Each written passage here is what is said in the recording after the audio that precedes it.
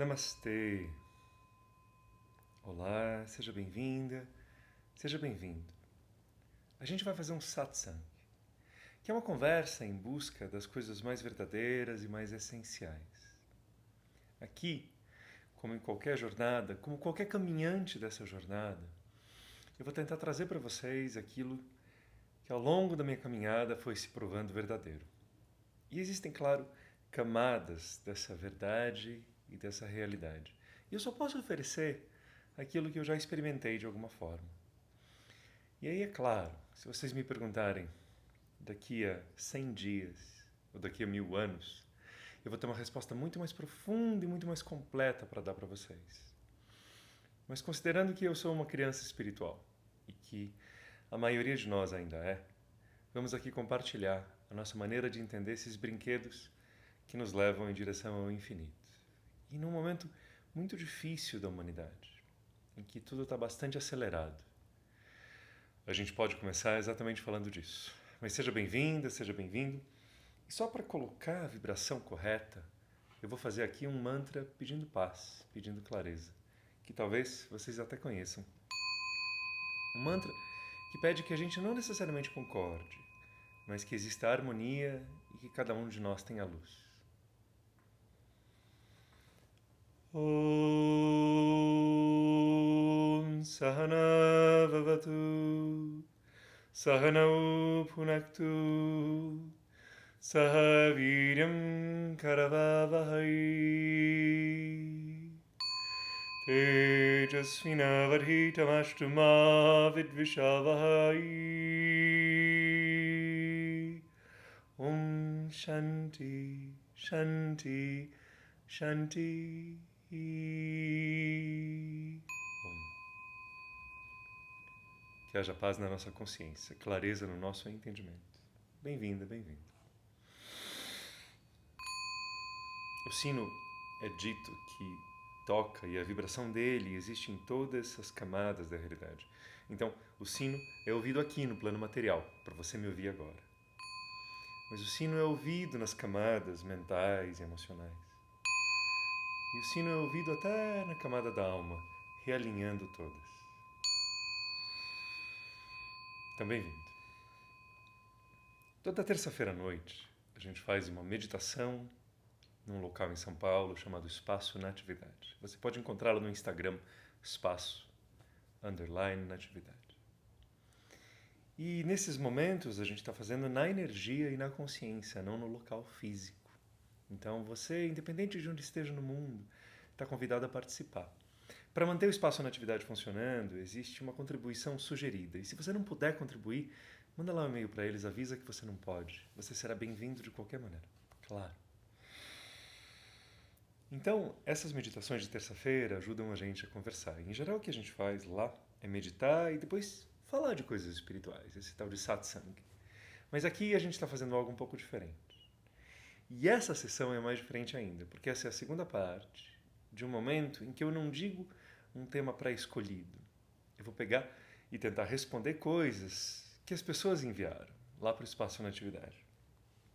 Então vamos lá, vou tentar ter clareza aqui de ser essa sessão de pergunta ao monge, de ser alguém que explique o que eu aprendi na minha caminhada.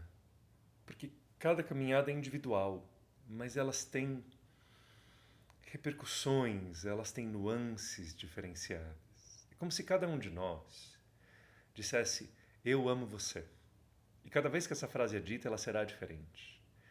Ela terá um alcance diferente, ela terá uma ressonância diferente, dita até para uma pessoa diferente.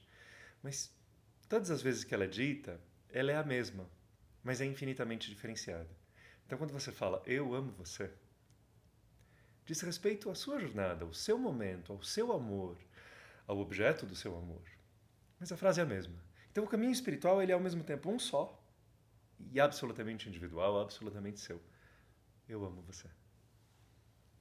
Então, pegando aqui as perguntas que foram enviadas, tem a primeira parte no YouTube. Vamos continuar aqui.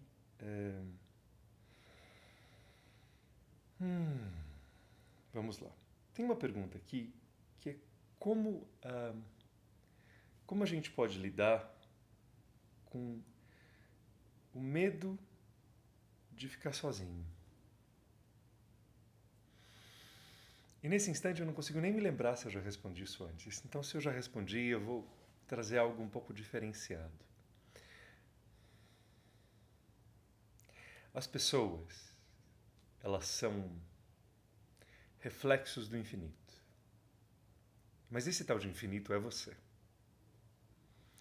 Cada um de nós é uma grande luz em grão. Por isso que as religiões chamam a gente de filho de Deus. Quem que é um filho? É alguém que vai crescer e um dia vai ser tão grande quanto a mãe, quanto o pai. Então essa história de filho, não é que a gente é filho de Deus porque Deus foi lá, passou o DNA pra gente. Filho significa algo que é derivado de, mas que tem o potencial de crescer como. Nossa, mas eu vou crescer e ficar tão grande quanto Deus? Não, não é bem assim. É como se fosse uma gota d'água, que o sonho dela um dia virá mar. Não é que ela um dia vai ser um mar, é que ela vai se unir ao mar infinito. Então a gente vai crescendo em consciência e a gente vai percebendo cada vez mais que a gente está ligado numa inteligência infinita que tudo permeia. E que a gente, na nossa ignorância humana, tenta antropomorfizar. Morfos quer dizer forma, antropos quer dizer homem. Então a gente dá uma forma humana. E aí a gente fala, Deus, aquele lá que está nas nuvens e é barbudão e fica olhando a gente para saber se a gente está fazendo direito ou errado. Isso é uma visão de Deus muito primitiva, né? Inclusive, é engraçado porque nas religiões mais antigas, e quando a gente fala antigas assim, há 6.000 anos, 7.000 anos, antes de Abraão, antes de Buda, existia o que é chamado de Pai do Céu. Pai do Céu. E daí que vem a palavra Deus. Ele é Pai do Céu que traz a luz. Deus, dia, divino, Deva, todas essas palavras são derivadas de dia, trazer a luz, a alvorada. Então, aquele que traz o dia, que traz a luz para a nossa vida, também era chamado de Pai do Céu. E aí é tão infinito, que a gente tem dificuldade de entender. E a gente fala, não, olha, Deus é homem, senta num trono no céu e fica lá, olhando a gente. Paradoxalmente, não só não é verdade que ele seja um homem nos espionando, como paradoxalmente ele é muito mais próximo do que se ele fosse um homem nos espionando. Então quando a gente fala, então Deus talvez seja só uma força, parece que ela é mais distante ainda, né? É uma força, tipo a eletricidade, a gravidade não está nem aí comigo. Pelo contrário, exatamente por não ter essas paixões humanas, essa infinita consciência que a tudo permeia, ela está em todos os lugares. Ela alimenta todas as existências. Ela leva o caminho da expansão para tudo que existe.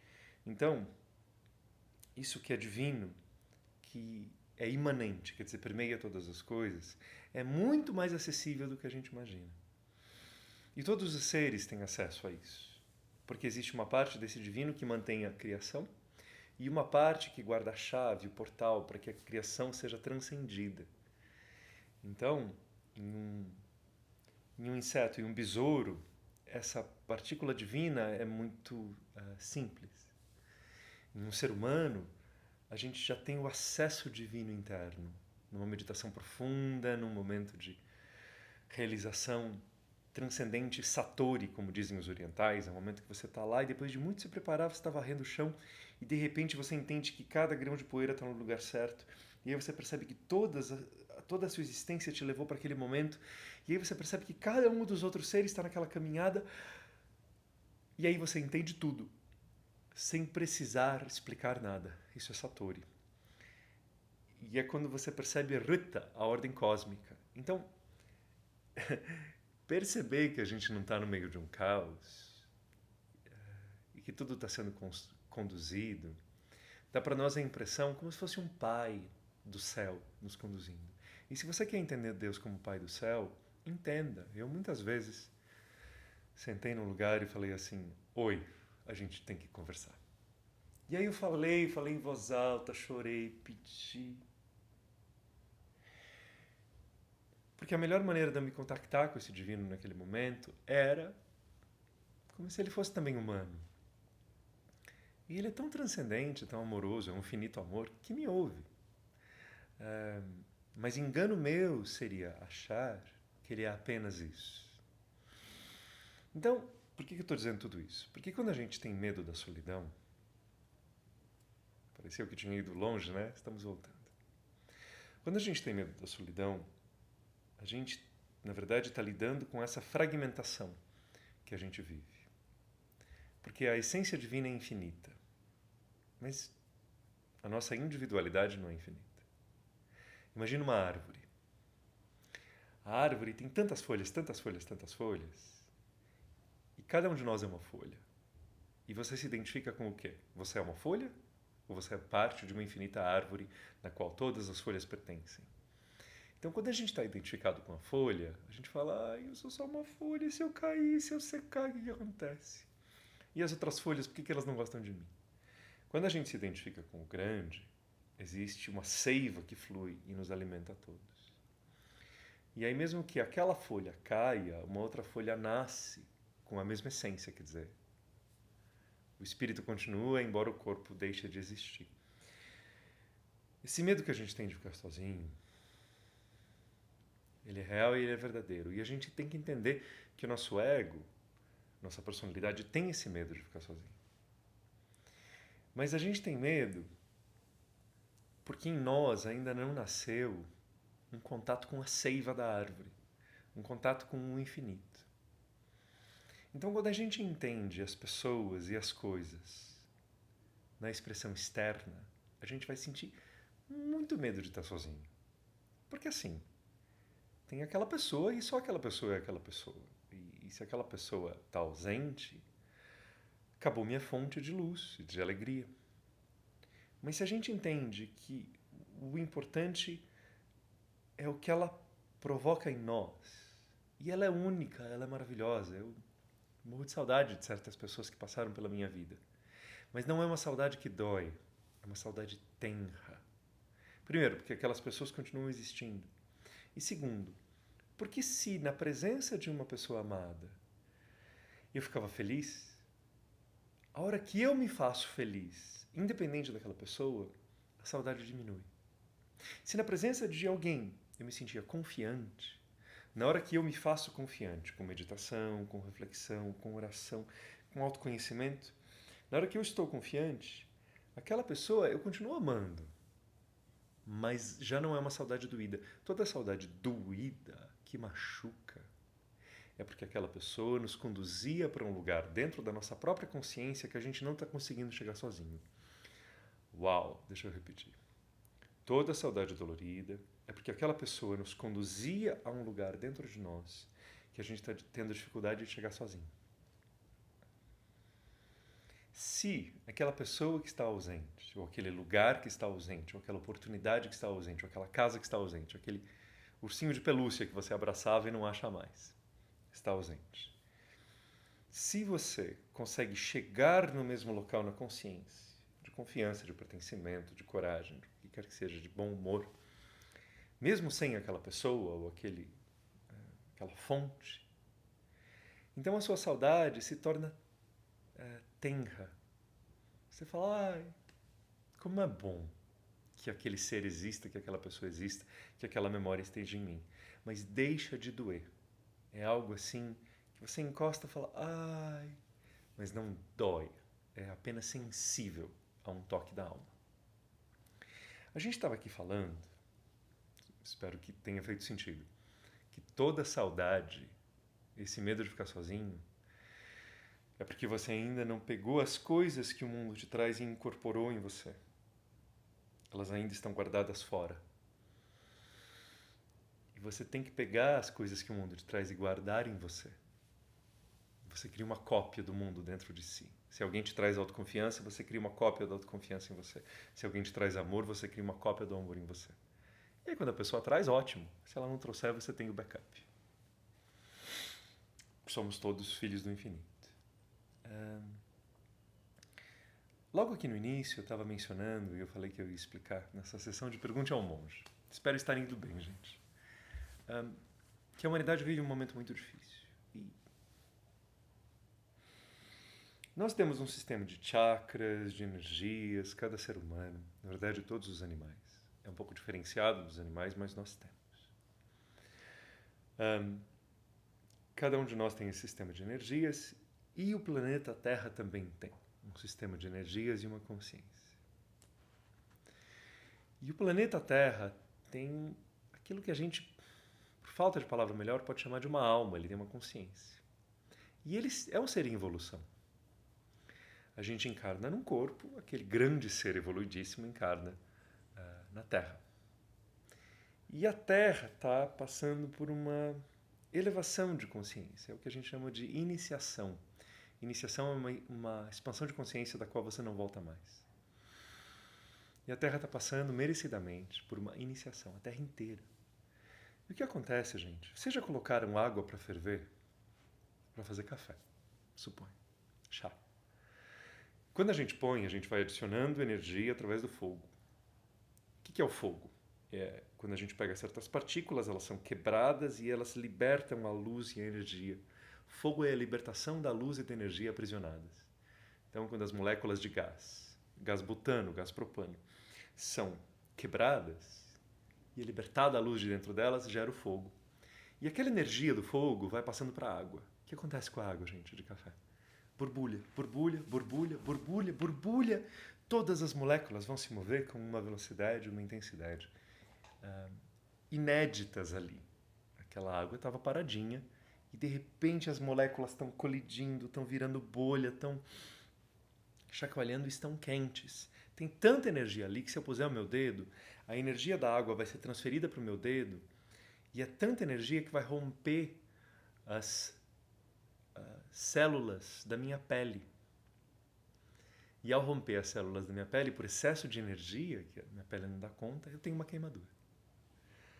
A mesma coisa está acontecendo com a Terra. Ela está tendo um impulsionamento energético e tudo que aqui está acontecendo está sendo impulsionado. Para aqueles que querem ser do bem, eles podem ser do bem como nunca foram antes. Para você que quer evoluir, está aqui ouvindo um monge falar. Só você. E muitas outras pessoas. Mas você que está aqui nos ouvindo é porque está interessado. Está interessado. Tanta coisa aí para ouvir, né? No YouTube, no Instagram. E você está aqui na meditação do espaço na atividade.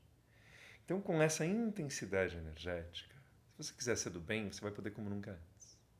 Se você quiser criar caos, ou você nem quer criar caos, mas você é escravo dele. As pessoas que são escravas do caos, porque elas têm caos dentro, geram caos fora. As pessoas que têm discórdia dentro vão gerar discórdia fora. As pessoas que têm medo dentro, elas vão semear medo fora.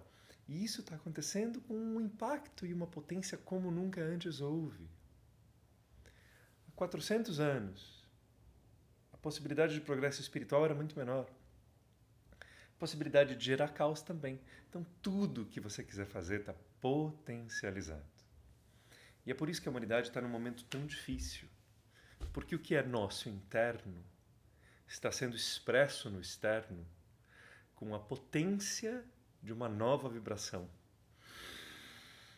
que está permitindo tudo. Quiser ser da luz, vai ser da luz como nunca. Quiser ser do caos, vai ser do caos como nunca. Quiser ser do desentendimento, vai ser do desentendimento como nunca. Quiser criar coisas do bem, elas estão ocorrendo como nunca. Então escolha o seu lado, conscientemente. Então vamos lá. Continuando, outras perguntas.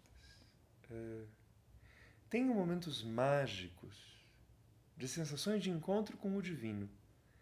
Já tive mais e parece que agora está diminuindo. E agora?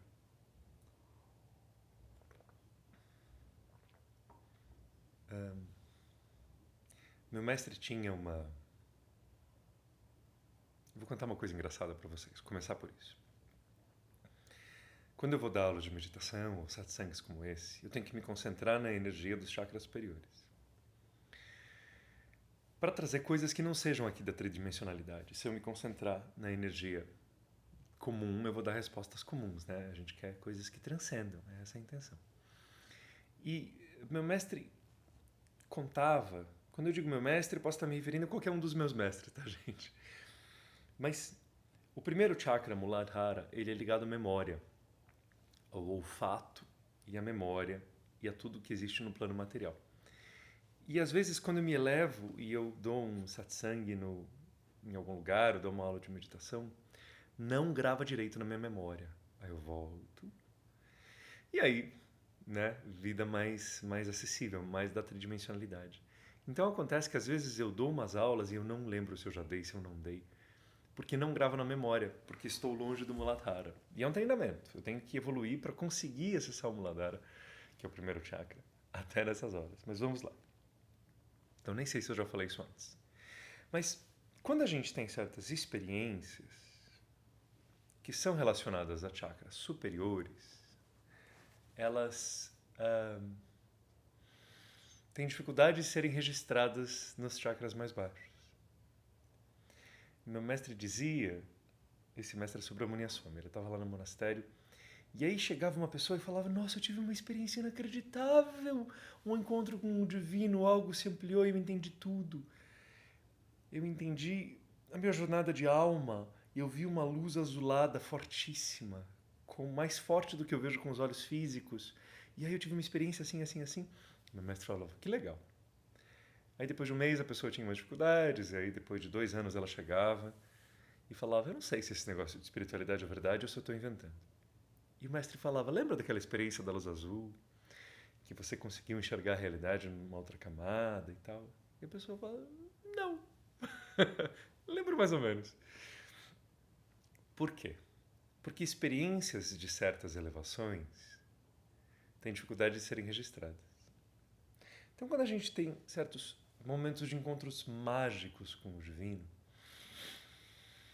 muitas vezes a informação desses encontros vem, desce até nós, e a gente fica sabendo aqui na mente consciente, grava no Muladhara, grava, né, na mente analítica. E às vezes é até uma amostra grátis para a gente não desistir do caminho.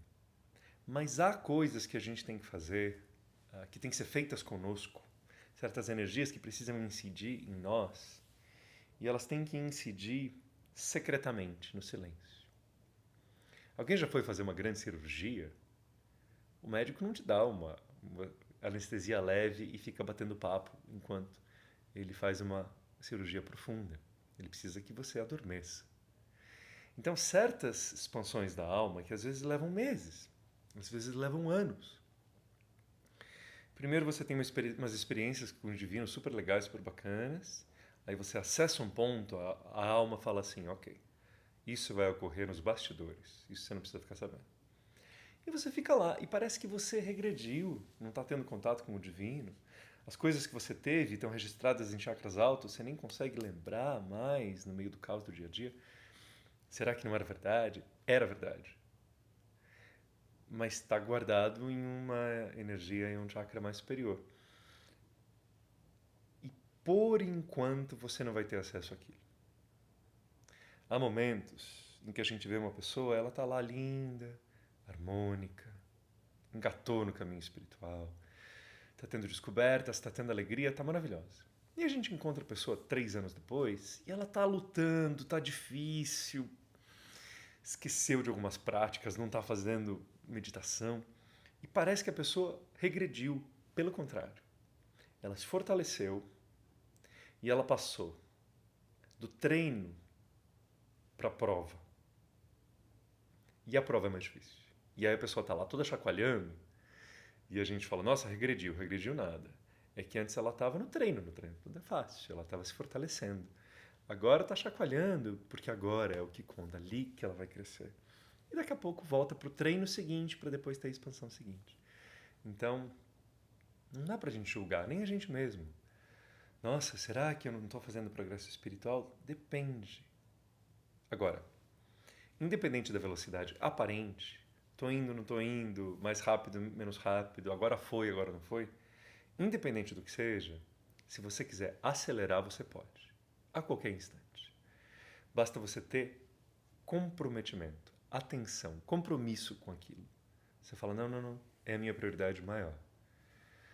A compaixão é a minha prioridade maior. A luz dentro de mim é a minha prioridade maior. Cuidar desse corpo aqui harmonioso para que ele possa expressar a luz da minha alma é a prioridade maior. Então, quando você vai, você vai. E essa intensificação pode ocorrer a qualquer momento, mesmo na turbulência da prova.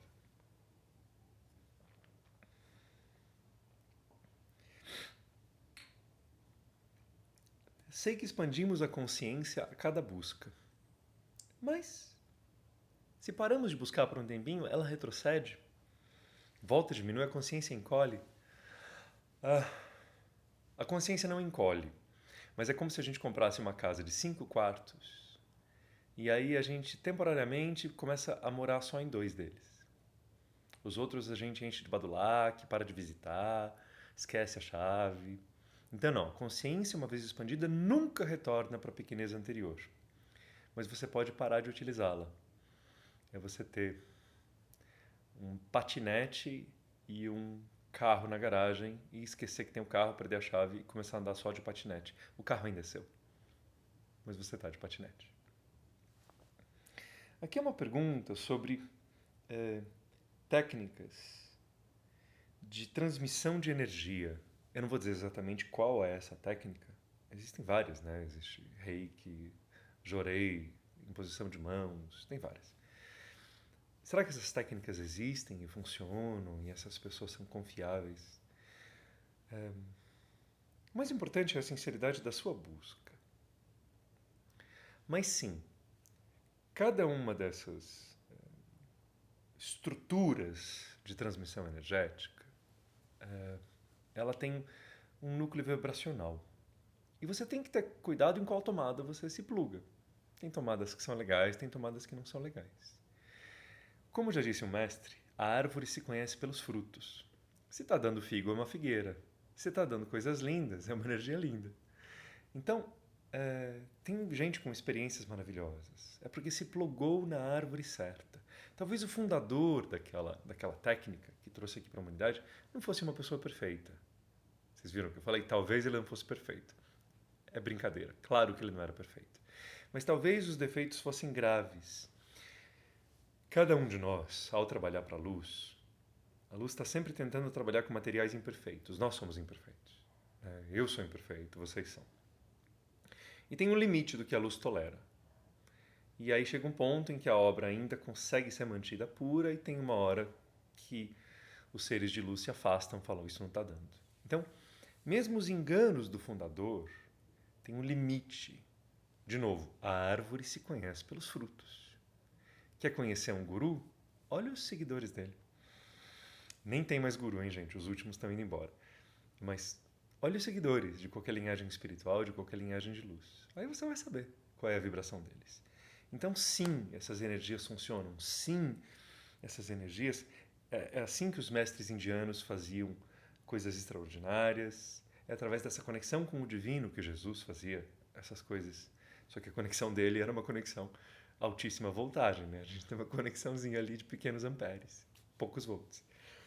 Mas sim, essa energia está toda disponível e a gente só não consegue trazê-la maior porque a gente tem um fio muito pequeno. A gente tem que aumentar o calibre desse nosso fio. Mas é tudo verdade. É tudo verdade que existe. E aí você tem que observar qual é a qualidade da tomada que você está se plugando. Aqui alguém pergunta se eu conheço o primeiro Sai Baba de Shirdi, claro, um grande mestre. Depois vem um outro Sai Baba que utilizou o nome do Sai Baba de Shirdi. E esse segundo Sai Baba é um pouco mais... É até mais interessante a jornada dele. Mas o primeiro Sai Baba de Shirdi era reconhecidamente um homem de grande maturidade e grande luz espiritual.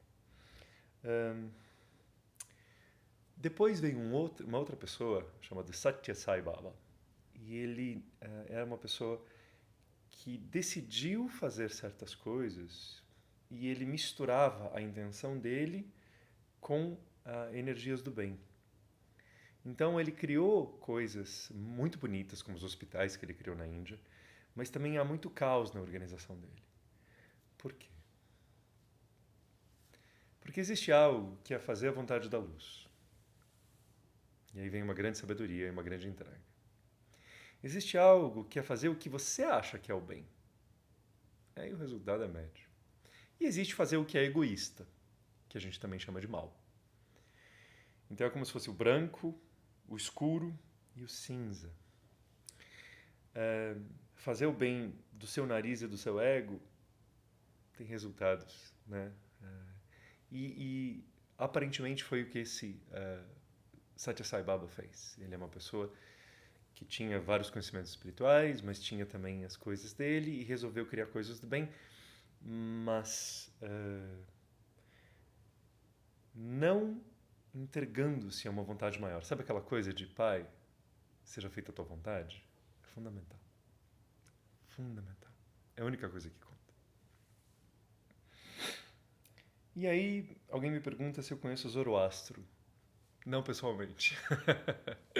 Zoroastro é alguém que trouxe vários conhecimentos espirituais. As pessoas não sabem nem da historicidade. Será que foi um mestre? Será que foram vários? Que faz tanto tempo que a gente fala como se fosse um. Faz muitos e muitos séculos, né? Faz quase 3.000 anos.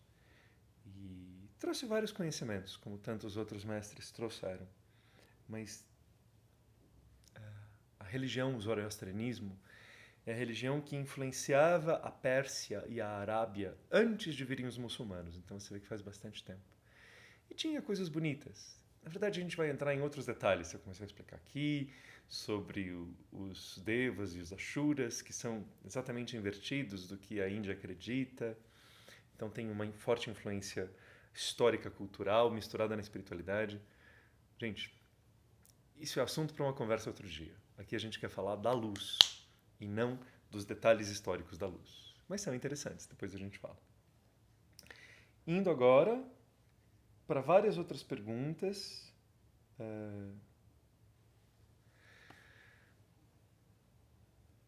E eu não quero me alongar muito, né? Deixa eu ver se eu consigo fazer aqui sem cansar vocês. Então eu vou tentar. São várias perguntas da mesma pessoa. E perguntas muito boas, aliás, parabéns a ele. Vocês estão cansados, será? É tão raro, gente, é tão raro a gente poder falar de espiritualidade com leveza, com clareza, com pureza. Porque, em geral, é sempre dentro de uma doutrina, é sempre dentro de o que a comunidade vai pensar. Minha comunidade são só os irmãos da luz. Eu sou um monge sem religião. A luz é minha mestra. Então, muito gostoso conversar com vocês, porque eu não sei qual é a sua linhagem, a sua caminhada. Por outro lado, eu sei. Lembra da história do eu amo você? Eu não sei como é como você está usando essa frase. Mas eu sei muito sobre ela. Nós todos sabemos. Então vamos lá. Sati. Sou eu. Poderia falar sobre acordar cedo? O risco de depressão diminui, é inspirador. Gente, quando as pessoas dormem, vai se diminuindo o caos que havia sido criado nos planos sutis, resultante dos pensamentos das pessoas. Como assim? Quando a gente pensa, a gente vai criando no plano etérico e no plano astral ao nosso redor, a gente vai plasmando egrégoras e formas de pensamento. Então, quando você pensa uma coisa, é um pensamento dentro do seu cérebro, mas energeticamente aquilo se plasma. Se você pensa numa raiva há muito tempo, você constrói energeticamente uma expressão dessa raiva ao seu redor, no éter, fica flutuando ao teu redor. Quando uma mãe vira para um filho e fala: filho, vai com Deus, Deus te abençoe e te proteja, é formada pela vontade dela uma capa protetora de energia que protege o filho quando ele vai lá passear de carro. Então a gente plasma coisas no éter o tempo todo. A maioria de nós com muito pouca força, porque a gente fala assim: ai, que Deus te proteja. E aí a gente vira em seguida e fala assim: mas o que tem na novela? Mas também esses políticos desgraçados. Mas vamos jantar. Então, muito pouca força de criação, porque a gente é errático. A gente tem o poder de permanência de um passarinho, né? A gente olha, cisca, pula para a próxima coisa. E aí o nosso poder de criação é diminuído. Inclusive, Porque isso não é só externo. Internamente, há uma falta de consistência. Se você tenta criar algo sendo co-criador, né? Tenta criar algo positivo para você, mas tem um núcleo do seu inconsciente que diz que você não merece, outro núcleo do seu inconsciente que diz que isso é tudo bobagem, outro núcleo do seu inconsciente que diz que lá quando você tinha 7 anos, que falaram que você não ia dar em nada, eles tinham razão. Há uma dificuldade da integridade de juntar essas energias todas e criar. Né? Então, mas, então a gente cria energias o tempo todo e elas são fracas em geral. Elas se dissolvem quando a gente vai dormir. Então, durante a noite, 3, 4 da manhã, por isso que tem gente que gosta de trabalhar mais à noite. As formas de pensamento coletivo se dissolvem. E você fica no silêncio não só da audição, você entra no silêncio que parece que os pensamentos em volta vão se dissolvendo e você está sozinho. Esses pensamentos atravessam parede, gente. Claro que tem uma proteção energética, então o pensamento do vizinho vai ter dificuldade de entrar no seu apartamento. Mas entra, a gente está no coletivo aqui. Então, às 4 da manhã, 5 da manhã, as formas de pensamento do dia anterior já foram quase todas. E as novas não chegaram. Então é um momento maravilhoso de apenas ser, de apenas existir. E aí, claro, com a alvorada chegando, existe algo intelectual que é inspirador. Então, sim, acordar cedo ajuda na regulação do ciclo circadiano, é inspirador, é algo que nos faz contemplar a luz que ali está, e como todas as coisas espirituais, é apenas auxiliar. Muito cuidado de chegar para alguém e falar: sua vida espiritual não vai andar se você não acordar cedo. Gente, sabe como os nadadores olímpicos raspam as pernas para ter menos atrito? Então, ganham um pouquinho de performance. Mas se eles forem nadar com os pelos e eu for nadar raspando os pelos, quem ganha na piscina? Eles. Então, se você tem uma vida espiritual dedicada e acorda às 9 da manhã, você vai ter uma performance melhor espiritualmente do que quem é fanático, acorda às 4h30, mas não mantém compaixão no coração, não mantém dedicação da transcendência. Então essas coisas todas, como acordar muito cedo, são muito propícias, mas são apenas isso, propícias, ok?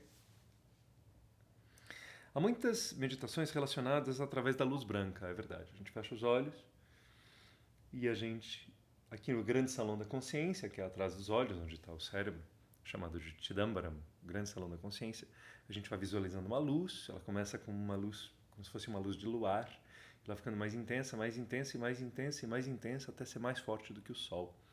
É uma técnica de meditação. Interessantemente, ela é usada pelos Quakers, que é um grupo religioso muito bonito, cristão americano. Eles fecham os olhos e sentem a luz divina, e é só isso a meditação deles. Gente, isso tem um efeito maravilhoso. Maravilhoso. Porque os nossos pensamentos, na ausência de luz, vão se tornando mais concretos, mais pessimistas. Quando você enche-os de luz, e assim, até tem uma coisa visual de acontecer, de você imaginar uma cena, começar a enchê-la de luz, enchê-la de luz, enchê-la de luz. Realmente você está direcionando energia para lá. Tem um efeito muito poderoso. É muito bonito, é muito forte e é muito poderoso. Então, sim, essa meditação, eu podia falar aqui horas dela, mas é uma meditação muito linda. A grande luz branca, permeando você, permeando suas ideias, permeando a sua vida.